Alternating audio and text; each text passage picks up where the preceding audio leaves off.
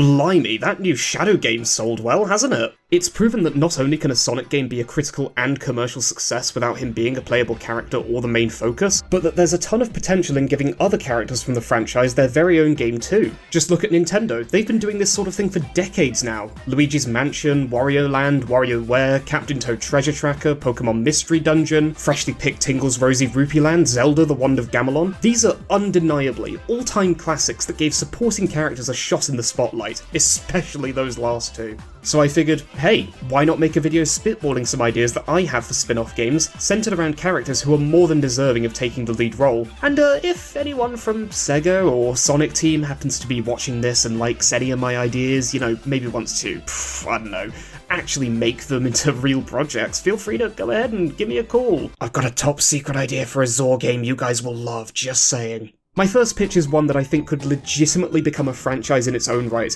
led by none other than the one and only Sonic character who is canonically fucked. Eggman's had a solo game before with Mean Bean Machine, but that was little more than a reskin version of Puyo Puyo where you didn't even play as him, and him not being playable in his own game isn't changing here.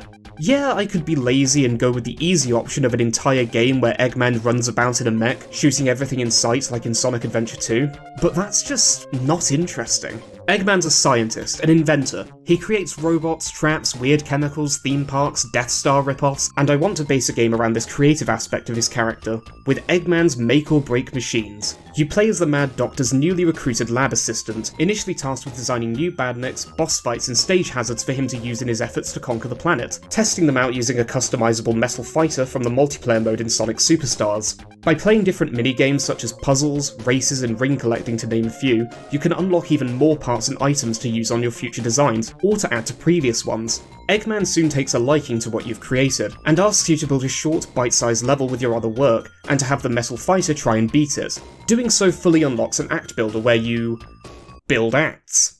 You can also share anything that you've made online with other players and friends, who can download your badniks, bosses, and obstacles to incorporate into their own acts, or to modify further. It's essentially a hodgepodge of Super Mario Maker, WarioWare DIY, Mario Party's minigames, and Sonic Superstars Battle Mode, but I think that's exactly the sort of game that would be perfect for Eggman. I could see it having a ton of replay value, especially if Sonic Team were to frequently update it with additional content to keep its player base coming back. More parts for your enemy designs and Metal Fighter, brand new minigames to keep the unlock process fresh, and extra creation tools for designing levels. And if they were to go the Team Sonic racing route of not adding anything after launch, then it wouldn't necessarily be the end of the world thanks to the community constantly making and sharing their handiwork with one another. I mean, I hope so, otherwise the game's pretty much screwed. My next pitch is one that's so obvious that I'd be amazed if it isn't currently in development, or at the very least being considered by Sega. A brand new point-and-click adventure game developed by the Sega Social team, who blessed us with Murder of Sonic the Hedgehog, featuring Team Chaotix as the leads. I could just leave it there and every single one of you would agree with me that this needs to happen, but I won't actually, let's talk about it a little more. Growing up, I absolutely loved the Sam & Max games, which had you play as the titular dog and hyperkinetic rabbity thing, solving outlandish mysteries that fully embraced the cartoonish premise, and I'd love something similar with the Chaotix. They are detectives after all, and I genuinely can't remember the last time they did anything remotely related to their job in the games. Honestly, I think it might have been Sonic Colors for the DS, which was that's over 14 years ago now. Yeah, we need to see them doing it again. The surreal comedy from Sam & Max would also be a great fit for the characters, since aside from Forces and the Metal Virus art from IDW, the team is usually depicted as being quite over the top, and I think it'd be great to go all in with embracing it. With that said, I don't want Charmy to suddenly start acting like Max and saying boobies to sentient statue heads. Keep the team true to themselves, with Vector being the main playable character that interacts with all the clues, items, and NPCs, while Espio can be controlled for stealth sections where he's able to turn invisible to get past enemies blocking the way, or take them down with his kunai should you want to take a loud and stupid approach. And finally, Charmy can be used to get into smaller spaces the others can't access, or fly them across difficult terrain. This gives each member of the team something to do during gameplay, and would show why they all work so brilliantly together even if they sometimes bicker about money or their assignments. As for story and structure, I could see it going two ways. Either it's a roughly 6-hour-long adventure where the trio are tasked with a single big case to crack that takes them across various zones, or it goes the episodic route where there's multiple shorter mysteries, each taking about 2 hours to beat.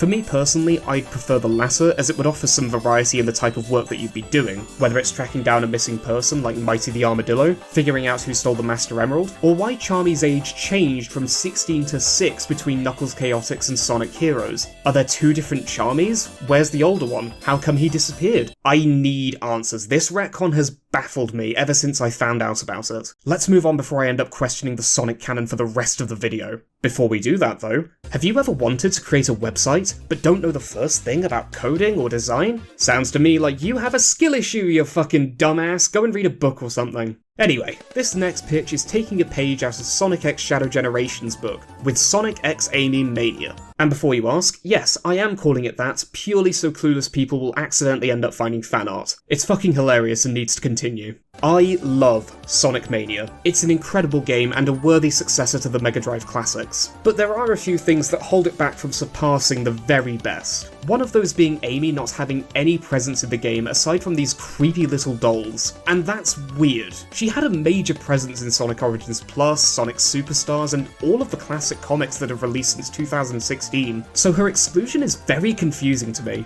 Doubly so when Mighty and Ray, characters who hadn't been playable or seen in a Sonic game since 1995 and 1993 respectively, made it into the Encore DLC and she didn't. It wasn't a deal breaker, and it still isn't, but this would be a great chance to add Amy to the game, as well as give her a brand new campaign all of her own that explains her absence. Shortly after Metal Sonic is beaten in Stardust Speedway Zone, we see that Amy has actively been trying to catch up with the other heroes ever since the adventure began on Angel Island, but they once again run off completely unaware of her presence. She's quick to notice that Metal is still active, as he flies on over to a generator to repair himself, and so she gives chase. After a few quick hits to the face from the Pico Pico hammer, Metal retreats to cause trouble elsewhere, which Amy is having none of and sets out to stop him across 6 brand new zones. Absolutely no reimagined ones from previous games this time around. Give the hopefully returning Christian Whitehead, Simon Tomley, and the rest of the dev team all the creative freedom they want with the levels. I imagine that Amy's abilities and controls would be identical to how they were in both Origins Plus and Superstars, but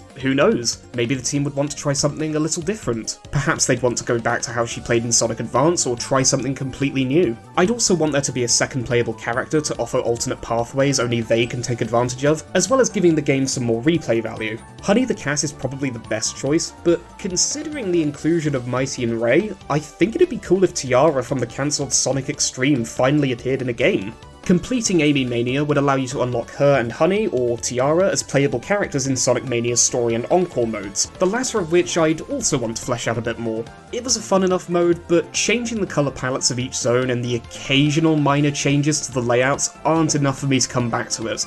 This would be a chance for the team to go back and shake things up a bit more, possibly adding new obstacles or badniks not seen in the story mode.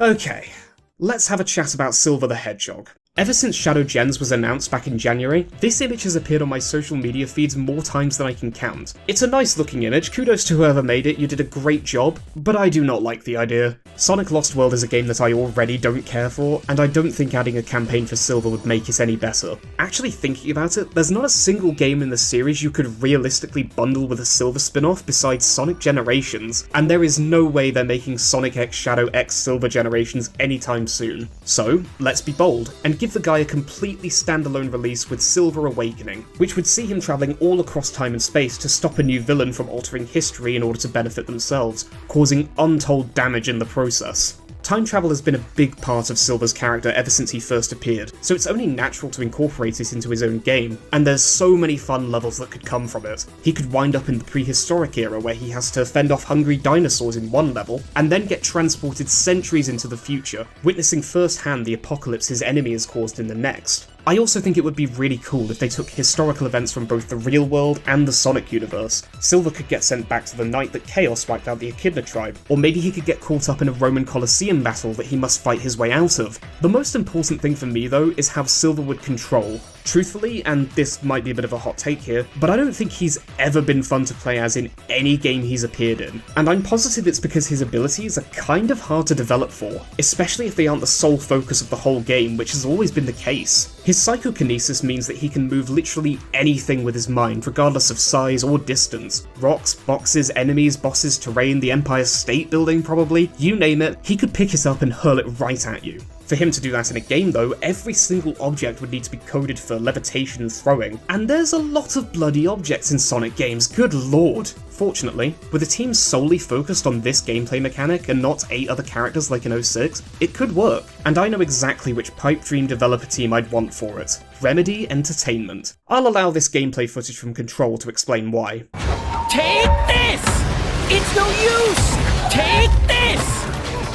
It's no use! Take this! Take away the guns and replace them with his psychic shock and knife attacks from 06 and his boss in Generations respectively, and you've got an amazing foundation for a playable Silver going forward. Finally, this last pitch is really simple. A new Sonic Rush style game without Sonic, and instead having Blaze as the only playable character. Yeah, I'll admit it, this is a selfish one, I don't care. Blaze is my favourite character in the entire series, I want a fucking Blaze game, alright? Oh, it's a PS5 exclusive, day 1 purchase of it and the console. Switch 2 exclusive, day 1 purchase of it and the console. Intellivision and Miko exclusive? That thing's never fucking coming out, so probably not, to be fair. Anyway, regarding the game itself, the story would follow Blaze as she travels across previously unexplored areas of her world, protecting them from the returning Captain Whisker, who has stolen the Soul Emeralds to rebuild his pirate armada. This would give Sonic Team a chance to flesh out the Soul Dimension a lot more with the zones Blaze speeds through. Perhaps they could have their own small hub worlds with NPCs that can give you specific challenges to complete, similar to the gates you come across in both Sonic and Shadow Generations. And because, you know, there aren't exactly any consoles in the current generation that have 2 screens, the gameplay would be similar in design to the 2D levels from Shadow Gems, albeit based around Blaze's abilities like the Axle Jump, Burst Dash, Burst Hover and Fire Boost to name a few, a chargeable boost gauge, and of course the trick system, only with less... yeah, that. I also think it would make for a nice change from the classic physics-based gameplay that we've gotten a lot of in recent years. Now don't get me wrong, I absolutely adore it, and I really want them to continue to make 2D games with that style, but it's been over a decade since we last had a Rush game, and it's not like the two can't coexist. I mean, it would be a win-win situation for everyone if we got both. I don't really have much else to say about a Blaze game other than, please make it Sonic Team, I'll buy 20 copies, I promise. Enough about what I want though. I'm very interested to hear what spin-off games you would want to see from the Sonic franchise. Maybe you have an incredible idea for a new Knuckles game, or you really want the Riders series back after Free Riders sent it into an early grave. Whatever your thoughts or ideas are, pitch them in the comments below. I'd really love to get a discussion going about this, so I'll eagerly be waiting to reply to them when this video goes up.